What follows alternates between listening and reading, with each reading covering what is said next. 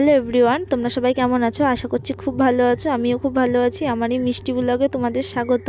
আজকের দিনটা আমার কাছে খুবই স্পেশাল, এর জন্য ভাবলাম তোমাদের সাথে শেয়ার করি ভিডিওটা। আমি আজকে খুবই খুশি, কারণ আজকে আমি যাচ্ছি মায়াপুরে। বাড়ি থেকে বেরানোর সময় ভিডিওটা চালু করতে ভুলে গিয়েছিলাম, তাই স্টেশন থেকে ভিডিওটা চালু করছি। আমরা এখন কৃষ্ণনগর স্টেশনে আছি। কৃষ্ণনগর স্টেশন থেকে আমরা একটা অটো ধরে চলে গিয়েছিলাম ঘাটে। এখানের ভিউটা এত সুন্দর লাগছে, এখানের ঘর বাড়ি, এখানের মাটি, এখানের গন্ধ এত সুন্দর, কি বলবো। আমি তো আজকে খুবই এক্সাইটেড ছিলাম যে কখন গিয়ে পৌঁছাবো। অবশেষে আমি ঘাটে এসে পৌঁছেছি। ঘাট থেকে টিকিট কেটে নিয়েছিল, টিকিটের দাম ছিল 5 টাকা। জানো, আমি এতটাই আনন্দিত ছিলাম যে আমি কোনো সময় নৌকায় চড়িনি। আজকে প্রথমবার আমি নৌকায় চড়বো। চড়েছিলাম ছোটোবেলায়, কিন্তু ছোটোবেলায় কি আর মনে থাকে বলো সেগুলো। তার জন্য আমার মুখের হাসি দেখো আর সরছে না, কিন্তু ভিউটা এত সুন্দর ছিল, দেখো কত সুন্দর, দারুণ লাগছিলো। আর এখানে জল ছিল পুরো কাঁচের মতো, মানে এফোর ওফোর দেখা যাচ্ছে। আর এই যে আমরা গেটে এসে পৌঁছেছি মায়াপুরের।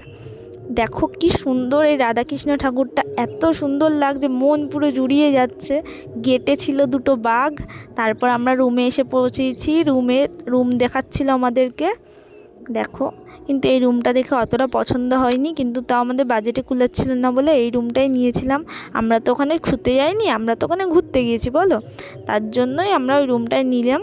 নিয়ে আমাদের বাইরে রেজিস্ট্রেশন করছিল, ফোন নাম্বার দিচ্ছিল। তারপর আমরা ওখান থেকে আবার গিয়েছিলাম খেতে। এবার অটো ধরে যেই খেতে গিয়েছি, এখন দেখছি মন্দির দেখা যাচ্ছে, এত ভালো লাগছিল। আমরা নিরামিষ হোটেল খুঁজে পাচ্ছিলাম না, কিন্তু অবশেষে একটা নিরামিষ হোটেল খুঁজে পেয়েছি। মায়াপুরে আসবো, নিরামিষ হোটেলে ভাত খাবো না, এটা হতে পারে বলো? ওখানে বেশিরভাগ হোটেলেই আমিষ ছিল। বাড়িতে আমিষ খাই ঠিক আছে, তা বলে কি আমরা তীর্থস্থানে ঘুরতে গিয়েছি আর ওখানে গিয়েও আমিষ হোটেলে খাবো? সব দোকানেই ওখানে আমিষ ছিল, কিন্তু তোমরা কখনোই এই ভুলটা করবা না। তোমরা যদি কেউ মায়াপুরে যাও, দেখে শুনে যেসব হোটেলে নিরামিষ রান্না হয় সেসব হোটেল থেকে খাওয়ার চেষ্টা করবে। আর আমরা যেখানে দাঁড়িয়ে আছি এর উল্টো পাশেই ছিল মায়াপুর মন্দির। সন্ধ্যাবেলা মায়াপুর মন্দিরের ভিতরটা এতটা সুন্দর লাগছিল বন্ধুরা, কি বলবো তোমাদের। তো ভালো লাগছিল এখানে দাঁড়িয়ে। আমরা কটা ফটো ভিডিও তুলে নিয়েছিলাম। তারপরে সামনের দিকে গিয়েছিলাম ইস্কন মন্দিরের দিকে, আমরা আরতি দেখবো বলে। এখানে আমরা ফোন টোন রেখে জমা দিয়ে এখানে একটু কীর্তন দেখছিলাম। আর এখানে লেখা ছিল আই লাভ মায়াপুরে। এত সুন্দর জায়গা, এত ভাল লাগছিল, কি বলবো। আমরা আরতি দেখে আমরা তারপর বাড়ির দিক যাচ্ছিলাম। আর এখানে কত দোকানপাট বসেছিল। মা বললো এখানে কটা ফটো তুলে দিতে, মাকে এখানে কটা ফটো তুলে দিয়েছিলাম। আজকে আমার মাকেও এত সুন্দর লাগছিল, কি বলবো। আর এই দোকানপাটগুলোর জিনিসপত্র এত সুন্দর, কিন্তু প্রচুর দাম ছিল ভিতরে।